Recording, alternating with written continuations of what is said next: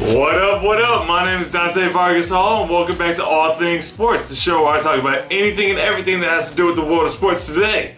So, without further ado, let's get into it. Okay, I lied, there is further ado. As y'all can see, I got some new spectacles. You know, I'm just trying to try them out a little bit, seeing how they look. So, yeah, I may not continue with these, but yeah. Alright, so I want to open the day by touching on some EPL, and more specifically, Liverpool. So last year they finished second in the table after losing to Manchester City in a heartbreaking fashion for the Premier League title. However, if you had never watched football before, you would never be able to guess that's how it finished last year, as the Reds have been off to an incredibly tumultuous start. After beating Southampton 2-1 in the opener, they dropped 3 out of the 4 next games, with losses delivered by City, West Ham, and Aston Villa, with the latter of the bunch coming at Anfield.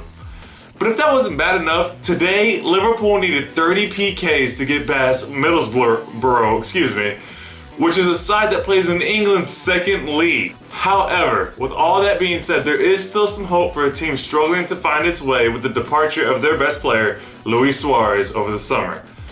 Hopefully, when Daniel Sturridge returns from injury, he'll be able to inspire the team and give them some fight, as they're playing just flat out lost and scared right now. Also, over time, Balotelli should begin to gel with the team a little more, but he's already providing seemingly the only spark for his team by playing with the passion and focus that's unusual for him. We'll see how things progress this season, but they've already dug themselves quite a hole as they sit in 11th on the table, which is 1 spot ahead of Man United. You had to throw it in there. But moving on to baseball, the baseball regular season is coming to a close with about a week left in the season. There's some pretty good races that should make for an interesting last couple of days. Leading off, the Giants are exactly 3.5 games back at the Dodgers, but took game 1 of the 3-game series last night, winning 5-2 in the 13th inning.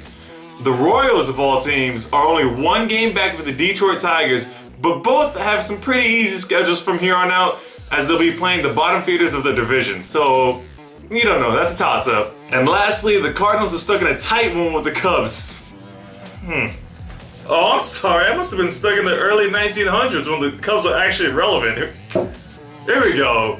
The Cardinals are actually 2.5 games up on the Pirates, but get to finish out their season with the lowly Cubs, who are 19 games below 500.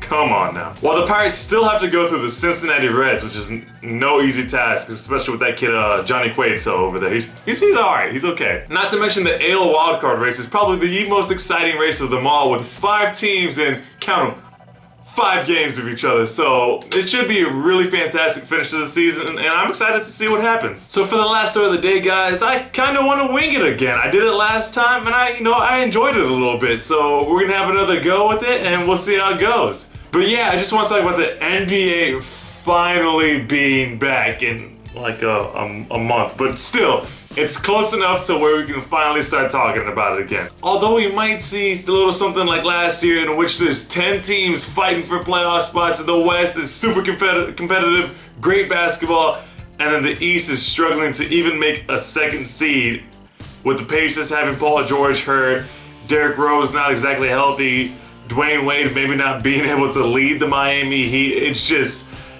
it's crazy. Which does lead us into the debate of whether or not the NBA should just take the 16 best teams, but I kind of agree with that. I'm not gonna lie. I know the purists of the game are like, oh no, it's always been this way, we're keeping it this way. But if there's a team that's below 500 making the playoffs, while a team's 10 games above 500, that's sitting at home, why would you not change it? Obviously something's wrong. And I understand it's not always going to be this way, because it hasn't always been this way. It's only been this way for about, I don't know, maybe 3-4 years, where the East has really been struggling. But at the end of the day, you cannot reward a team for losing more games than they won. It's just not, it's not productive. It's not healthy for the game.